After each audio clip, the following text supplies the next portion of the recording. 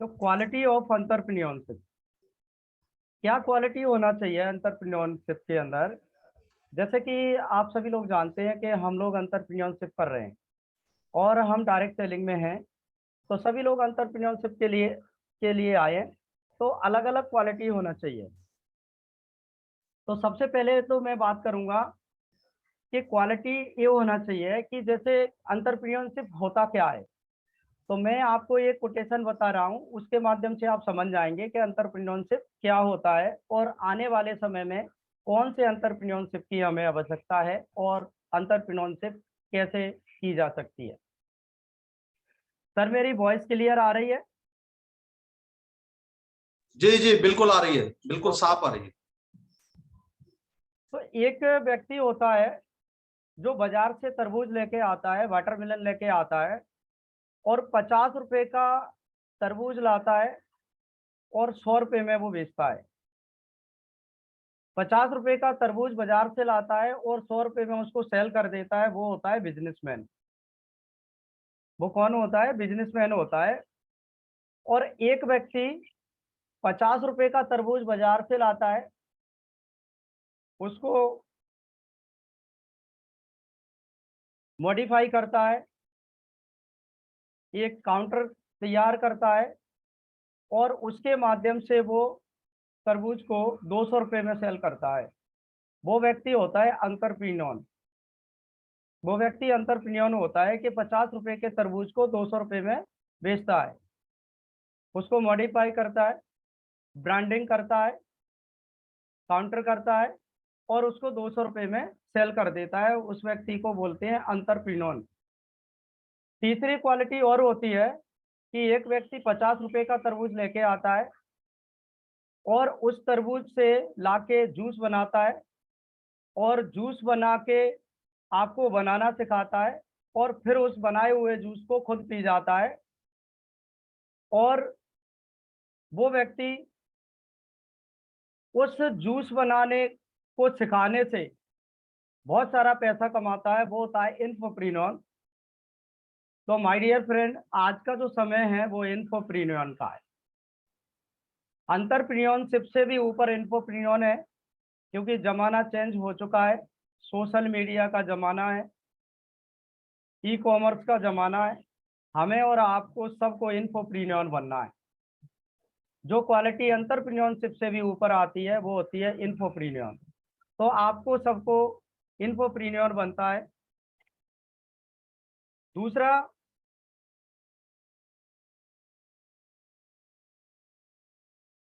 जैसे कि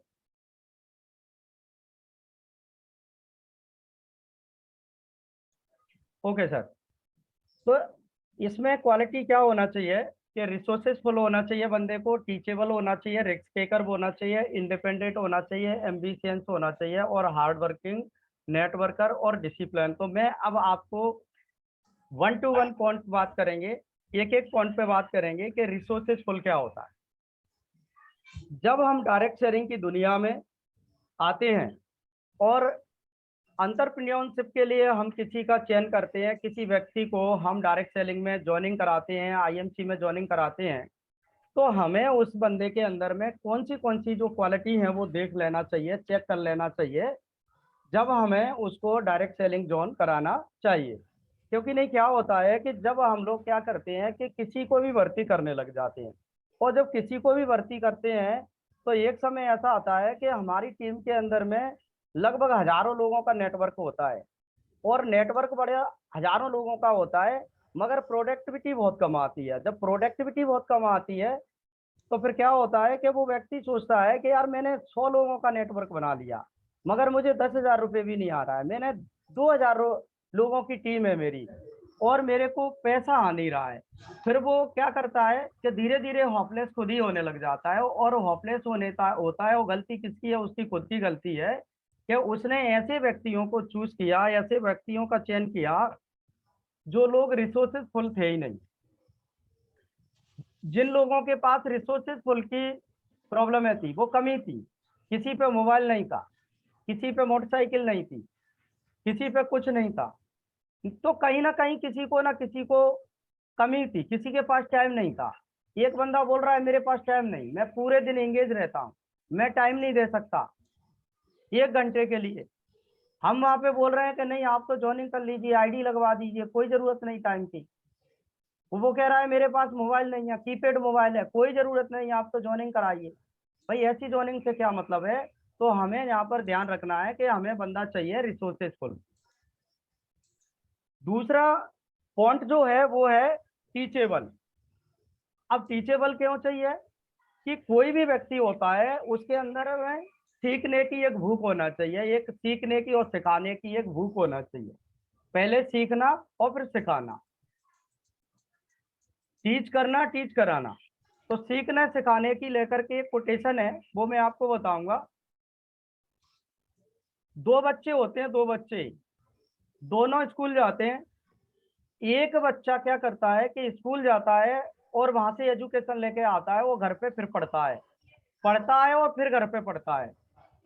तो वो बंदा कभी भी एंटरप्रेन्योर नहीं बन सकता। वो जॉब प्रोफेशन में जा सकता है, नौकरी कर सकता है, कुछ भी कर सकता है, मगर वो कभी भी एंटरप्रेन्योर नहीं बन सकता, क्योंकि वो तो पढ़ के आता है और खुद पढ़ता है, पढ़ के आता है और खुद पढ़ता है। दूसरा बच्चा क्या करता है कि वो स्कूल जाता है और पढ़ के आता है और पढ़ के आके पढ़ाता है, तो वो बनता है एंटरप्रेन्योर। तो पढ़ के पढ़ाना, जैसा कि मैं आपको 1-2 उदाहरण देता हूँ। डॉक्टर हर्षवर्धन जैन है, डॉक्टर हर्षवर्धन जैन जी हैं। इन्हें क्या किया कि पहले बहुत एजुकेशन ली, बहुत एजुकेशन ली, और एजुकेशन लेने के बाद में क्या कर रहे हैं आज? लोगों को एजुकेशन दे रहे हैं।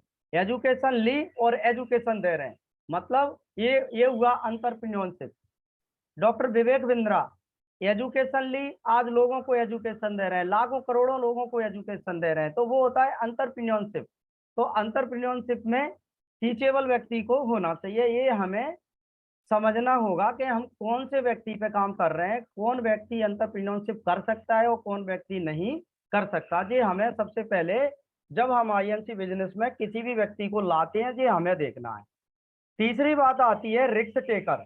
ये बहुत बड़ा एक स्ट्रॉन्ग पॉइंट है, की पॉइंट है। तो ये की पॉइंट क्यों है कि रिस्क टेकर, कोई नहीं चाहता रिस्क लेना, कोई नहीं चाहता रिस्क लेना। अगर कोई व्यक्ति 5,000 रुपए की जॉब कर रहा है, तो वो व्यक्ति नहीं चाहता कि मेरी नौकरी छूट जाए, वो नहीं चाहता मेरी नौकरी चली जाए, क्योंकि उसने तो अपना पूरा जीवन का गोल सेट कर लिया है कि ये 5,000 की नौकरी में मैं सब कुछ कर लूंगा, उसका गोल सेट है। तो वो बंदा रिस्क टेकर नहीं है, वो रिस्क नहीं ले सकता। तो रिस्क टेकर कौन होते हैं? कौन व्यक्ति होता है जो रिस्क ले सकता है? तो सबसे पहले आप अपने अंदर रिस्क रिस्क टेकर कौन बनता है? कि जो आपके अंदर जो डर है उसको भगाना होगा। आपके अंदर जो डर है उसको आपको मारना पड़ेगा, उसको आपको भगाना पड़ेगा। और दुनिया के अंदर में जिन लोगों से आप इंस्पायरिंग हो रहे हैं, जिन लोगों से आप सीख के इंस्पायरिंग होते हैं, चाहे विवेक बिंद्रा हो, डॉक्टर हर्षवर्धन हो, कोई भी हो जिनसे आप इंस्पायरिंग होते हैं, तो वो लोगों ने भी बहुत बड़ा बड़ा रिस्क लिया है अपने जीवन में, बहुत बड़ा बड़ा रिस्क लिया है, आपको पता नहीं है। उनने अपने डर को मारा है और वो रिस्क को झेल करके तभी एंटरप्रेन्योरशिप बने हैं, तभी आज कामयाब हुए हैं। क्योंकि कोई भी व्यक्ति दुनिया का अमीर और कामयाब तब तक नहीं बन सकता जब तक वो रिस्क नहीं लेगा, जब तक वो रिस्क नहीं लेगा। मैं बात करूंगा एक व्यक्ति, उसने क्या किया अपने जीवन में, अपने जीवन में एक प्रोजेक्ट पे काम किया, और उस प्रोजेक्ट पे उसने एक रॉकेट बनाया और वो रॉकेट फेल हो गया। वो रॉकेट फेल हो गया, फिर दूसरा बनाया वो भी फेल हुआ, तीसरा बनाया वो भी फेल हुआ, और चौथा रॉकेट जो बनाया वो सक्सेस हो गया। वो क्या हुआ? सक्सेस हो गया। और जो रॉकेट सक्सेस हुआ तो उसको उसको क्या हुआ कि तुरंत उसको नासा ने एक प्रोजेक्ट दिया, और जिस प्रोजेक्ट की कीमत थी $1.5 बिलियन, उस प्रोडक्ट को उस बंदे को मिला। और वो व्यक्ति फेलियर था, मगर वो व्यक्ति उस प्रोडक्ट को लेकर के, जिसको जो प्रोजेक्ट जो मिला, उसको कामयाब बना और अमीर बना। आप लोग सब लोग जानते हैं मैं बात कर रहा हूँ एलोन मस्क की, जो कि सीईओ हैं टेस्ला के, और जो कि आज मोटर कंपनी में भी बहुत बड़ी विश्व की कंपनी है। तो ऐसे अमीर और कामयाब लोग बने। मैं बहुत सारे उदाहरण दे सकता हूँ आपको। तो रिस्क टेकर की बात हो रही है, तो ऐसा व्यक्ति हमें इस इंडस्ट्रीज में एंटरप्रेन्योरशिप बनने के लिए ऐसे व्यक्ति के अंदर गुण चाहिए जो रिस्क टेकर होना चाहिए, क्योंकि बिना रिस्क टेकर कोई भी एक व्यक्ति इस इंडस्ट्रीज में कामयाब नहीं हो सकता। मैं दूसरा उदाहरण एक और दे रहा हूँ। एक व्यक्ति था, उसने अपनी कॉलेज की लाइफ से एजुकेशन को छोड़ दिया, पढ़ाई छोड़ दी, और अपने कुछ दोस्तों के साथ मिलके एक प्रोजेक्ट पे काम किया, एक कंपनी बनाई, और वो कंपनी चली भी, बहुत जबरदस्त चली।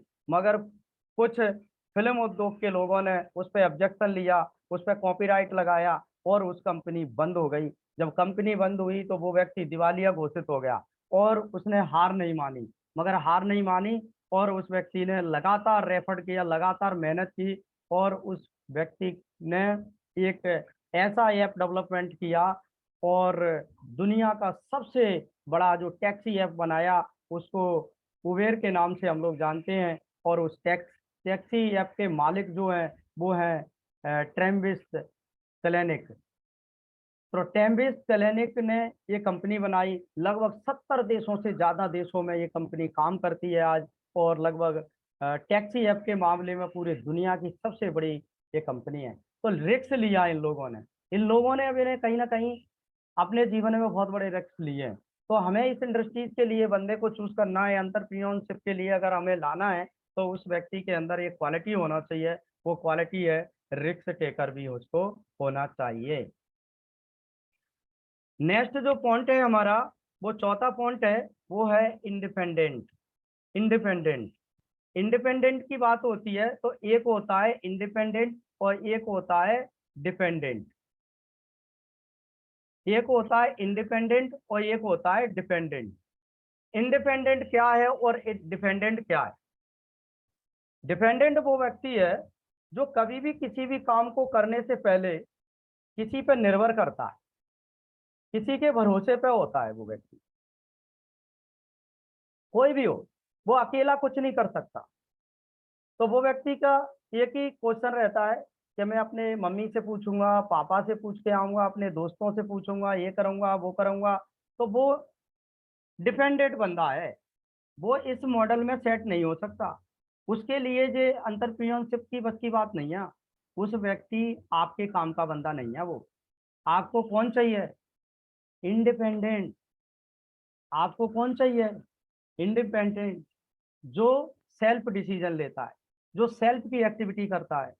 तो सेल्फ की एक्टिविटी की अगर बात करें, तो जो ओपनिंग खुद करता है और जो क्लोजिंग खुद करता है। बहुत सारे लोग हैं, वो ऐसे लोग हैं कि वो क्या करेंगे, अपलाइन के भरोसे पे रहेंगे। अपलाइन ही आईडी लगागा, अपलाइन ही ओपनिंग करेगा, अपलाइन ही क्लोजिंग करेगा, सब कुछ अपलाइन करेंगे, प्लान भी अपलाइन देगा, प्रोडक्ट भी अपलाइन सेल करेगा। तो ऐसे व्यक्ति इस मॉडल में सेट नहीं हो सकते। ऐसे लोगों को आपको परखना रहेगा, ऐसे लोगों की जांच पड़ताल करना रहेगी। ऐसे लोगों को आप इस इंडस्ट्रीज में लाए नहीं तो बहुत अच्छा है, वो एंटरप्रेन्योरशिप के मॉडल में सेट नहीं हो सकते, वो एंटरप्रेन्योरशिप के लिए ठीक नहीं है। नेक्स्ट जो पॉइंट है, वो पांचवा पॉइंट है, वो है एम्बिशियंस, महत्वाकांक्षी। महत्वाकांक्षी ये बहुत ही स्ट्रांग और की पॉइंट है। बहुत कुछ लोगों में कुछ अगर पॉइंटों की अगर कमी है चल जाएगा, मगर ये अगर कमी है तो ये नहीं चलेगा। अगर वो व्यक्ति महत्वाकांक्षी नहीं है तो वो इस मॉडल में नहीं चल सकता, नहीं चल सकता। वो एंटरप्रेन्योरशिप के लिए बंदा बना ही नहीं। उस बंदे पे आप गलत काम कर रहे हो, गलत मेहनत कर रहे हो। वो बंदा आपके काम का नहीं है। जिसके जीवन में कोई सपने नहीं है, जिसके जीवन में कोई सपने नहीं है, वो व्यक्ति कोई काम का नहीं है। यदि जीवन में एम्बिशियंस है तो एक चीज को याद रखना, एक चीज को याद रखना, आप प्रेशर को नहीं लेना है। आपको प्रेशर नहीं लेना है। प्रेशर प्रेशर बहुत खतरनाक चीज है, और अधिकतर 95% लोगों को प्रेशर रहता है। किसका प्रेशर रहता है? प्रेशर ये रहता है कि कोई व्यक्ति अगर डायरेक्ट सेलिंग में आता है तो सबसे पहला प्रेशर है उस पर लेवल का। लेवल क्यों नहीं आया, इस महीने में मैं चेयरमैन क्यों नहीं बन पाया, इस महीने में मैं रूबी क्यों नहीं बना, इस महीने में मैं सुपरस्टार क्यों नहीं बना। अरे नहीं बना तो मुझे नहीं चाहिए ये बिजनेस, मैं नहीं करूंगा इसको, मुझे नहीं करना है, तो लेवल आना ही चाहिए। तो वो व्यक्ति को पेशेंस नहीं है, और वो व्यक्ति मतलब अपना धैर्य को खो रहा है और प्रेशर ले रहा है। तो प्रेशर नहीं लेना, प्रेशर नहीं लेना, क्योंकि प्रेशर लेके आप कभी भी कामयाब नहीं बन सकते, और प्रेशर से कोई भी लेवल कभी भी आपका नहीं आता। आपके अंदर कुछ नया करने की भूख होना चाहिए, आपके अंदर कुछ नया करने का जुनून होना चाहिए, आपके अंदर सपना जिंदा होना चाहिए, आपके ड्रीम जिंदा होना चाहिए। और आपके अगर ड्रीम जिंदा है, आपके अंदर अगर सपने जिंदा हैं, तो आप महत्वाकांक्षी हैं, तो आप बहुत बड़ा लेवल तक पहुंच सकते हैं, और इस इंडस्ट्रीज में अमीर और कामयाब भी आप बन सकते हैं। आप अमीर और कामयाब बन सकते हैं बड़े आराम से, कोई आपको कहीं से कहीं तक कोई प्रॉब्लम नहीं आई। नेक्स्ट हम पॉइंट पे बात करेंगे। तो हमारा छठवां जो पॉइंट है वो है हार्ड वर्किंग, यानी मेहनती, हार्ड वर्किंग, मेहनती। इस इंडस्ट्रीज में एंटरप्रेन्योरशिप बनने के लिए ऐसा भी व्यक्ति चाहिए जो व्यक्ति मेहनत से डरता नहीं हो। कुछ लोग ऐसे हैं कि वो मेहनत से डरते हैं, मेहनत से भागते हैं। और अगर बात करें डायरेक्ट सेलिंग की, तो बहुत सारे ऐसे लोग हैं कि वो फील्ड में भी जाने से भागते हैं। फील्ड में जाने उनको ठीक नहीं लगता, फील्ड में जाना उनको शर्म लगती है। और ऐसे लोगों का फायदा उठाती हैं ऐसी कंपनियां जो लोगों से पैसा लेकर के और उनकी जॉइनिंग कराती हैं। और लोग भी इसी इसी झाजे में बहुत जल्दी आ जाते हैं, उनके इस प्रस्ताव को बहुत जल्दी स्वीकार कर लेते हैं। क्योंकि कोई कंपनी आती है, उसने बोला 30,000 रुपये लगेंगे, जॉइनिंग कराइए, आपको कहीं नहीं जाना, कोई काम नहीं करना, आपको घर बैठ के आपको पैसा आएगा, और 30,000 के 5 लोग और जोड़ दीजिए, आपको पैसा आता रहेगा। तो ऐसे जो लोग होते हैं जो हार्ड वर्किंग से डरते हैं, जो मेहनत करना नहीं चाहते हैं, उनको फ्री का चाहिए, घर बैठ के चाहिए, तो वो लोग अपनी जेब से पैसा निकाल के वहां पे पटक देते हैं। और कुछ दिन बाद पता चलता है कि वो ठगी का शिकार बन गए, और कंपनियां भी नहीं और उनका पैसा भी नहीं। फिर वही लोग क्या करते हैं कि डायरेक्ट सेलिंग इंडस्ट्रीज को, नेटवर्क मार्केटिंग को बदनाम करते हैं। ऐसे लोग जो निकम्मे होते हैं, तो यहाँ पर निकम्मों की जरूरत नहीं है, यहाँ पर मेहनती व्यक्ति की जरूरत है। यहाँ पे हार्ड पर्सन बंदा चाहिए आपको। क्यों? कि अगर कोई व्यक्ति ये सब उसके अंदर क्वालिटी नहीं है, क्या करोगे आप उसका लाके? भाई गधों की फौज तैयार कर रहे हो आपके घोड़ों की। घोड़ा एक बार को कमजोर भी होगा, लंगड़ा भी होगा तो पैर उसका ठीक हो सकता है, अगर कमजोर होगा तो तंदुरुस्त भी हो सकता है, मगर उसकी जो क्वालिटी है, मगर उसकी जो नस्ल है, वो तो घोड़े की है ना। अगर आप गधे को कितना तंदुरुस्त ले लोगे, मगर उसकी जो नस्ल है वो तो गधे की है, वो कभी भी घोड़ा नहीं बन सकता। तो माय डियर फ्रेंड, इस इंडस्ट्रीज के अंदर में आप एंटरप्रेन्योरशिप बनाने के लिए व्यक्ति को ला रहे हैं, उसका चयन कर रहे हैं, उसकी क्वालिटी को आपको देखना होगा, परखना होगा, और सारी चीज को नाप तोल कर भी आप इस इंडस्ट्रीज के अंदर में लाएंगे। बात अगर हार्डवर्किंग की आती है, तो मैं आपको एक छोटी सी स्टोरी सुना रहा हूँ। सभी लोग आप माउंटेन मैन को जानते होंगे, दशरथ माझी को।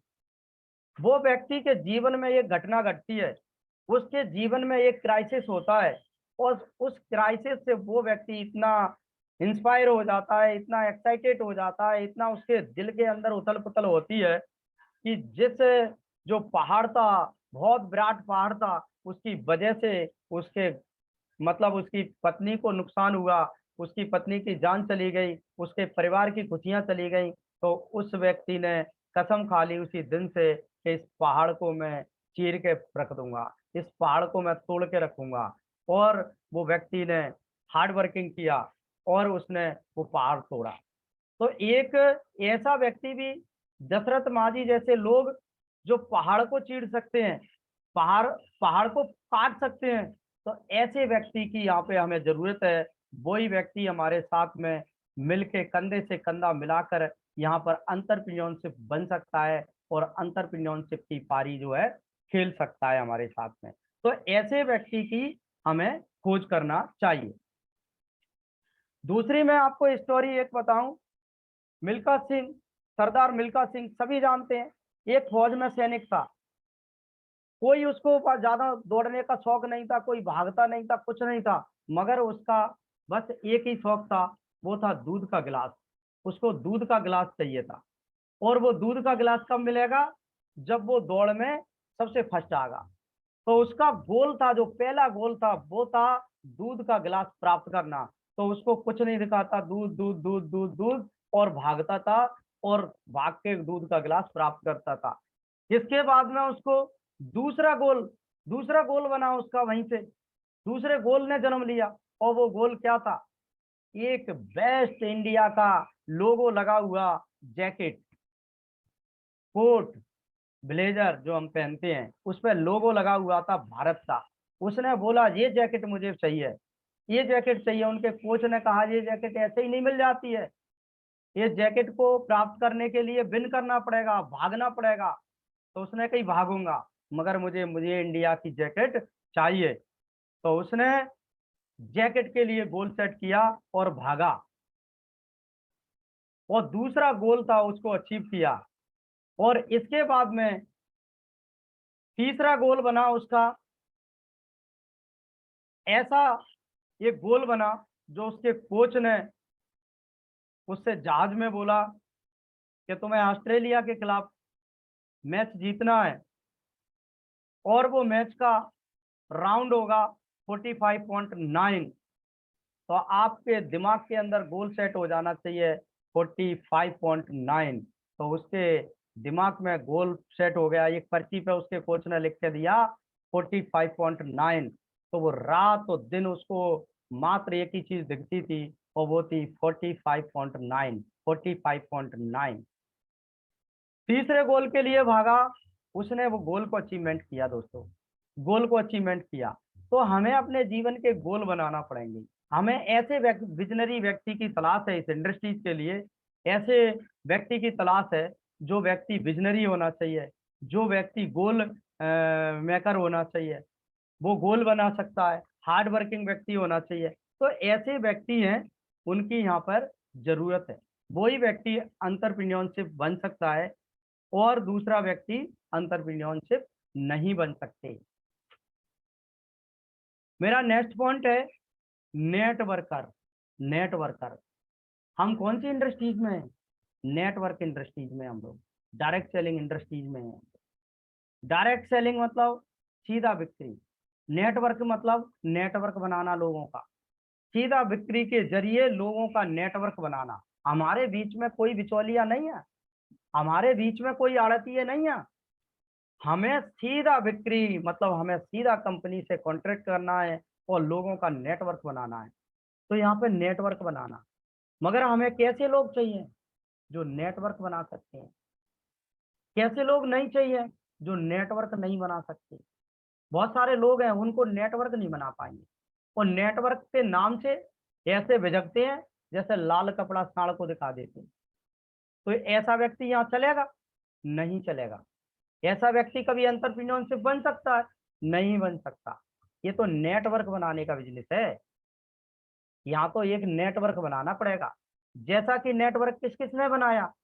टाटा ने लाखों लोगों का नेटवर्क बनाया, अंबानी के पास लाखों और करोड़ों लोगों का नेटवर्क है, तो आज दुनिया का सफल व्यक्ति है। नेटवर्क किसके पास नहीं है? बाबा रामदेव की अगर बात करें तो उनके पास भी करोड़ों लोगों का नेटवर्क है, करोड़ों लोगों का नेटवर्क है। धोनी के पास नेटवर्क है, सचिन तेंदुलकर के पास नेटवर्क है, विराट कोहली के पास नेटवर्क है, अमिताभ बच्चन के पास नेटवर्क है।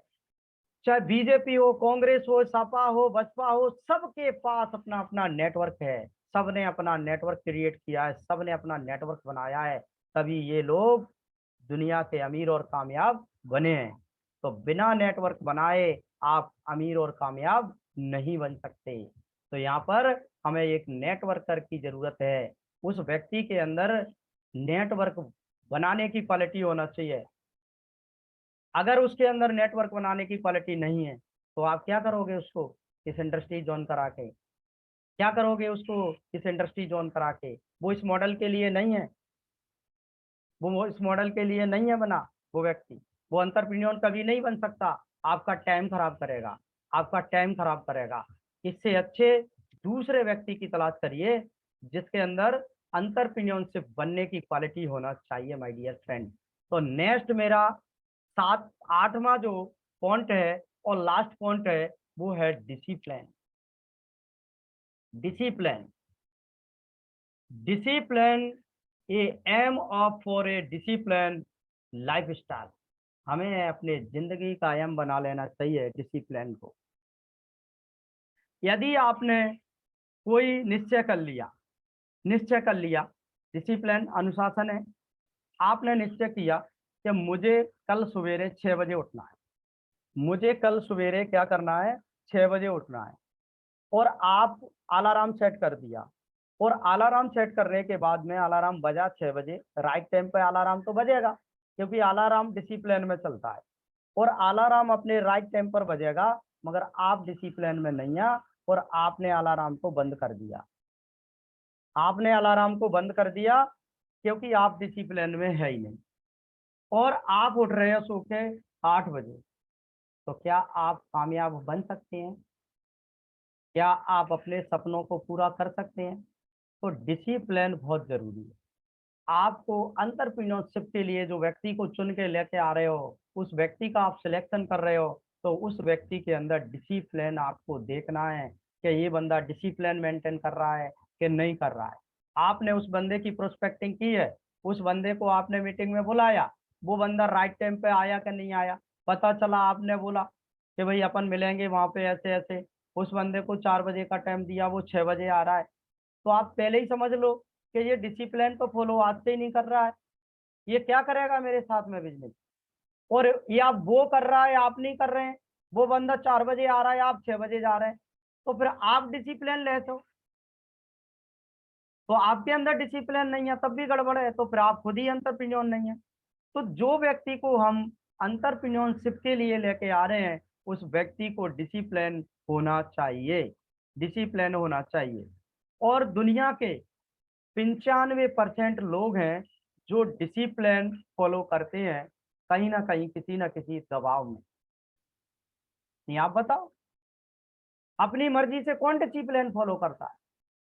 चाहे बच्चे हो चाहे जवान हो, कोई भी डिसिप्लिन फॉलो नहीं करता। किसी पे माता पिता का प्रेशर है, जब वो डिसिप्लिन फॉलो कर रहे हैं कि 7 बजे स्कूल जाना है, 8 बजे कॉलेज जाना है, 9 बजे वहां ऑफिस जाना है, उठिए उठिए, तब वो उठ रहे हैं, तब वो डिसिप्लिन फॉलो कर रहे हैं।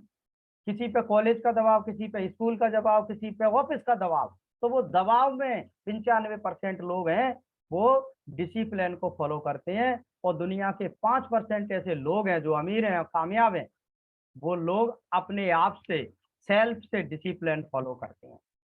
और जब तक व्यक्ति अपने खुद से डिसिप्लिन को फॉलो नहीं करेगा, वो व्यक्ति अमीर और कामयाब नहीं बन सकता, कभी भी नहीं बन सकता। क्यों? कि कैरियर को कैरियर नहीं, आपने अगर कैरियर को कैरियर बना लिया तो आप सक्सेस नहीं हो सकते, और आपने अगर कैरियर को पैशन बना लिया तो आप सक्सेस हो जाओगे। आप अपने कैरियर को पैशन बना लो, आप सक्सेस हो सकते हैं, आप अमीर और कामयाब हो सकते हैं। तो डिसिप्लिन को फॉलो करना है, और डिसिप्लिन फॉलो करने वाला ही व्यक्ति आपको इस इंडस्ट्रीज के अंदर में लाना है, और एंटरप्रेन्योर की उसके अंदर क्वालिटी जो चेक करना है, तो वो व्यक्ति के अंदर डिसिप्लिन होना चाहिए, गोल सेटर होना चाहिए। अगर वो व्यक्ति का डिसिप्लिन नहीं तो गोल सेट करेगा ही नहीं, वो व्यक्ति गोल ही नहीं सेट कर पाएगा, और गोल सेट करेगा तो गोल उसका ना तो मेजरेबल होगा, ना अचीवेबल होगा, ना टाइमली होगा, कुछ भी नहीं होगा, कुछ भी नहीं हो सकता। तो आपको इस इंडस्ट्रीज के अंदर में ऐसे व्यक्ति को लाना है, चेक करना है, जिसके अंदर क्वालिटी होना चाहिए एक एंटरप्रेन्योर बनने की, और उसके अंदर क्वालिटी होना चाहिए डिसिप्लिन मेंटेन करने की। तो thank you, good IMC, God bless you. Syllabus होता है, जब हम पढ़ाई करते हैं तो हर चीज एक सिलेबस होता है, और सिलेबस के हिसाब से पढ़ते हैं तो डेफिनेट हमें सक्सेस की तरफ बढ़ते हैं और राइट वे में बढ़ते हैं। तो ये भी क्या है कि डायरेक्ट मार्केटिंग की पढ़ाई हमने पढ़ाई तो नहीं की है, हम बस केवल जो है डायरेक्ट मार्केटिंग में जुड़ चुके हैं और हमें ये पता है कि इसमें लाखों रुपए कमाने का एक अवसर है। कुछ प्रोडक्ट हैं, इन प्रोडक्टों को सेल करके 2 पैसा अच्छा मतलब कुछ पैसे कमा सकते हैं, कुछ वो हमारी सेलिंग के ऊपर डिपेंड करता है। साथ में हम कुछ लोगों को ज्वाइन करा देंगे, आईडी लगा देंगे, वो लोग प्रोडक्ट सेल